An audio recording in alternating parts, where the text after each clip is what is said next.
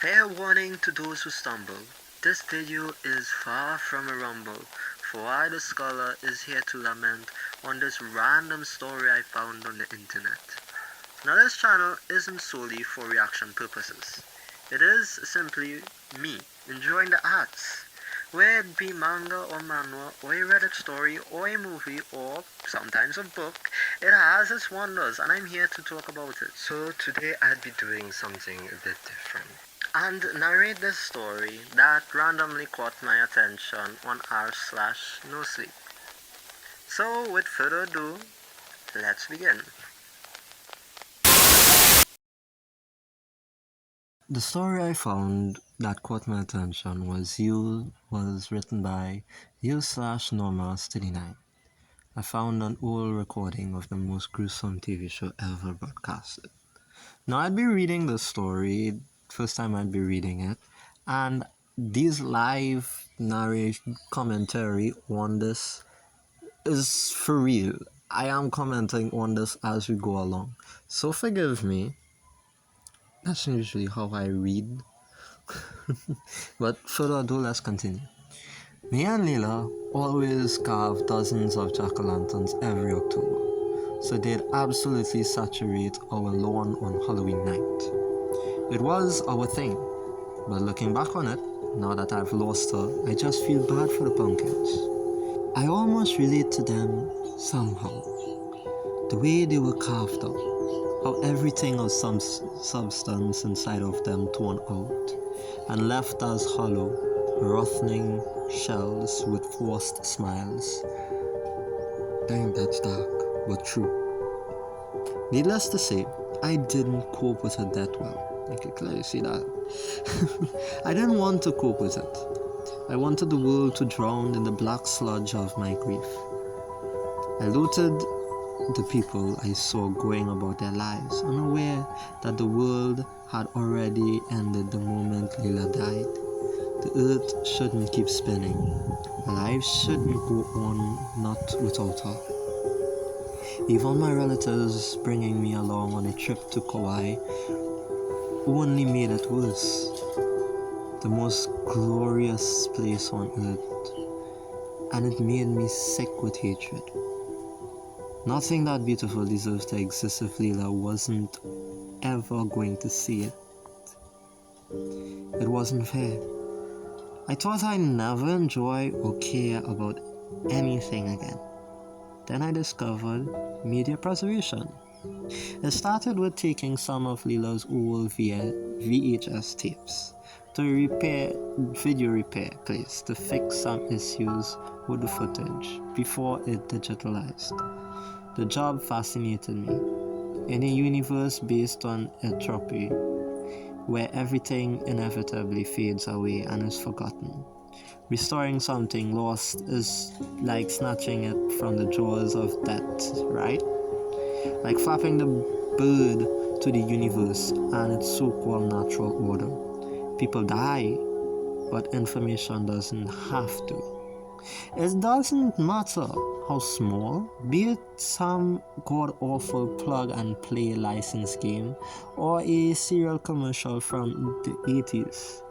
It's my mission to recover it in as high as quality as I'm able and make sure it's freely available online as long as possible.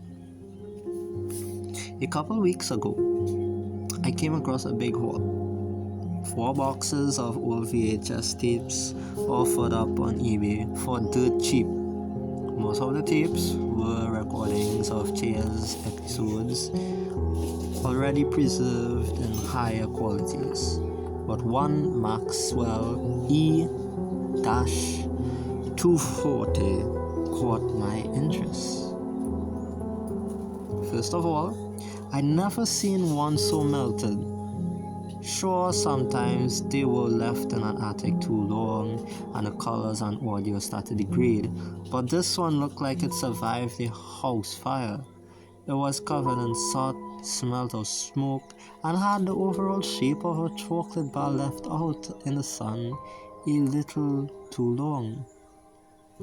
The second was a label which read in neat Sharpie, episode 4,679,329. Excuse me, what?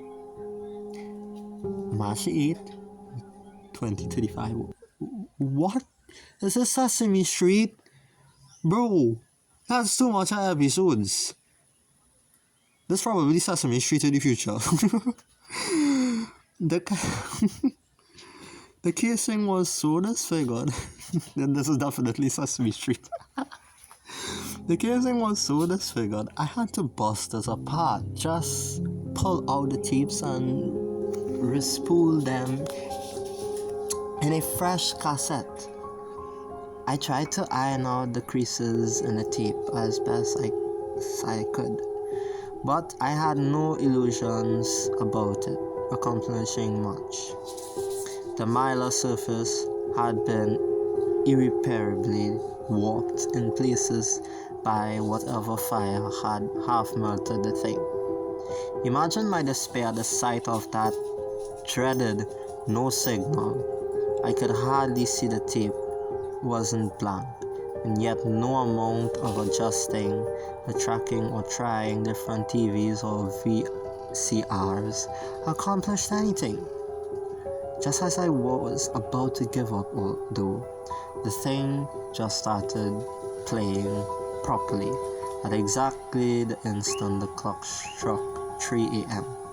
As if it had only now decided to work. My all-nighter had paid off. Might I intervene? Nobody.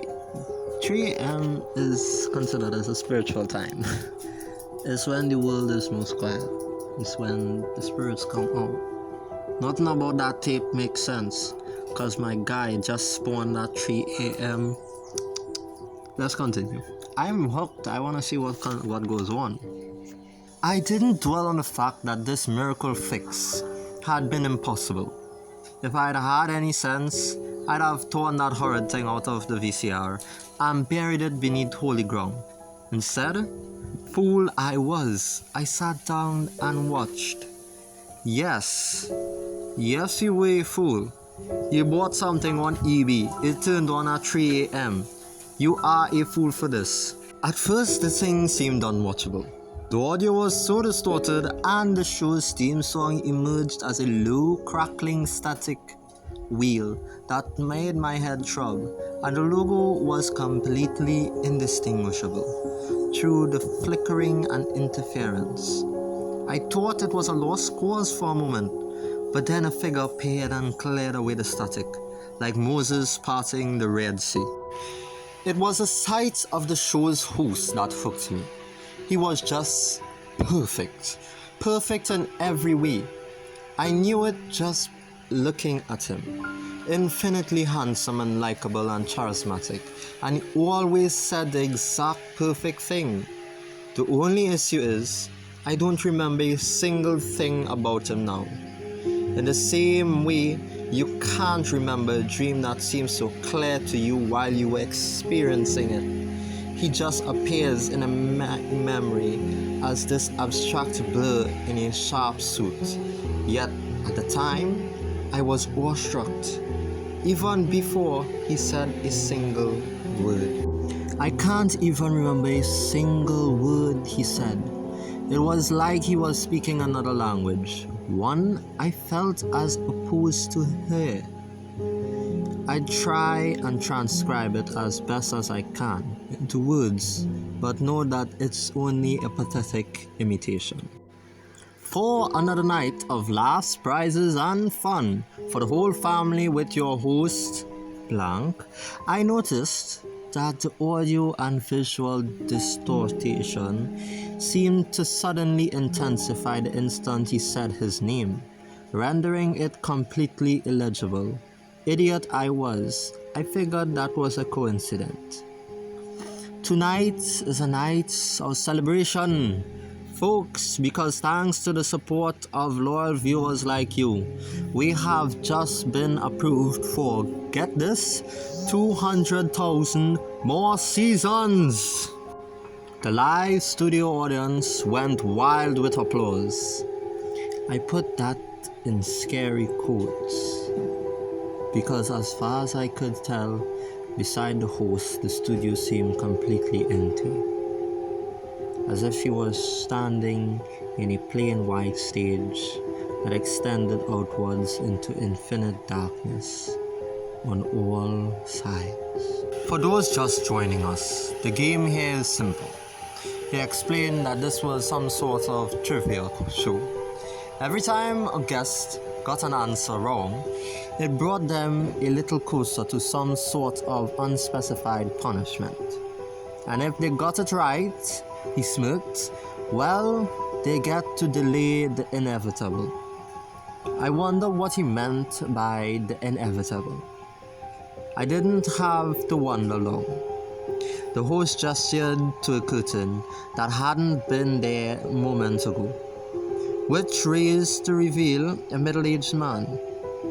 You know the type, bushy mustache, grey hair, round-rimmed glasses, kind of guy you'd have doing your plumbing. He couldn't look any more out of place. Stood up and restrained in that. What the hell is that? I recognized the metal coffin looking thing from a medieval torture museum I went to once. The Iron Maiden. The lid hung open. Countless long needle-like blades poking inward, threatening to poke a million new holes in him if it was shut. His situation was not lost on him. Where am I? What the hell is this? Oh, lucky guess, the host joked. More canned laughter. I know you always loved watching those trivia shows, Malcolm. Weren't you always sitting there, grinding your teeth, seething that it wasn't fair, that you should be the one on stage winning big? The man paused. Even he was mesmerized by the unreal perfection of the host before him. This is a game show? All you have to do is answer a few questions. Think you can handle that, Malcolm? He pulled out a cue card without waiting for an answer. And our first question, what were you doing the night of February the 18th, 1998? The man seemed baffled. Just sat on my couch, watching the NFL, I think. I'm not sure how I'm supposed to remember. He let out a startled squeal as a horrid buzzer sounded. On cue, the lid slid a third of the way closed, making him flinched. Oh, I'm afraid that's the wrong answer, Frank. But, you know what? I'll give you one more chance. What were you following a girl home? The man cried out from the bar. There, are you happy? Correct. The canned audience began to cheering. Such honesty. Now, our second question. Just what were you carrying while you were following her? He hesitated for a little too long. And then the buzzer sounded again and the lid slid so near to the closing that its blades began poking uncomfortably against his skin. He tried to press himself against the back of the maiden as well as his restraints would allow. Jesus, okay, a knife! Oh, if only you'd said that just a second earlier. Another question. Our third question, why, Malcolm? Why did you do it? That set Malcolm off. He started thrashing, clawing, screaming. Let me out of this thing, you maniac. You can't do this to me. Do you know who I am? Is this some sort of sick joke? My lawyers will have your head for this. And then the buzzer. All of a sudden, the lid slammed shut full force, and the man was utterly silenced, save for an unnatural, drawn-out wheeze. Another wrong answer, Malcolm. I'm afraid I was looking for Because I can't have her. No one can. I admit it. I laughed out of shock more than anything. How was this allowed on TV? I took it as some sort of dark comedy show, and it was kind of satisfying to see that freaky character get this comeuppance. Still, there was something unnerving to me, seeing the man's eyes through the openings of the maiden, wide and red and terrified. They just looked a little too real. But the maiden disappeared as quickly as it came, before I could dwell on it too much. Oh, envy. Definitely one of my favorite sins. More laughter. Stay tuned, folks. We have still got a night of fun and games in store for you. But first, how about a word from our sponsors? Cut to a logo which I again couldn't recognize. This segment was made possible by Blue Health, which has recently announced a brilliant new initiative to protect our citizens from skin cancer by removing their hair completely. The camera cut to a massive industrial building, resembling a solid concrete cube around 50 meters in width and height. Its surface bore arcane symbols etched using carvings of wailing, tormented faces. The host would occasionally be rendered inaudible by a deafening metallic scraping from within, though he didn't seem to notice. The only protrusion from the building's cubic shape was a single smoke stash, belching a scarlet red smoke into the atmosphere. A queue of gaunt figures waited at the entrance, herded and coursed by their grim overseers, and there were no words to describe the procession of scarlet ghouls limping out the building's other end. What the hell? Is this hell? No, like really and truly. We need to analyze this for a second. I didn't want to cut it off because of how intense the story is getting, but we have a stalker who got killed instantly. We have this cube which pumps out red figures, red ghouls. Is this hell? Who is this particular host that judges these people? Is he a good guy? Is he not a good guy? Is he a psychopath? I am invested already, but I am also concerned. Owing to the non-linearity of time, the brand new grand skin peeling machine has spontaneously appeared several years before construction deadlines, and indeed before it was even conceived of by anyone of our timeline. People have rushed all the way from Marburg just to try this miracle of technology out on opening day, and so far the reviews have been stellar. Now you're telling me that these people choose to peel your skin until it's pure red. Do you understand the amount of bacteria that gets into your skin if the outer skin is removed? This is why you have plasters and disinfecting a wound when you get cut or grazed. I'm concerned. He shoved his microphone in the face of a shambling thing that could only scarcely be called a human. Tatters of flesh clung to its exposed musculature, blowing in the wind. Its eyes were the only hint of color in the sea of bloody red, and they were wide, white, and terrified. The thing screamed and wailed for as long as it could before the last tendons connecting its jaw to its face snapped and it was left to choke and gargle. Am I the only one that's concerned about this? Like, why would you want to go and rip your skin out to not get skin cancer, but inevitably die while after doing this procedure? Am I missing something here?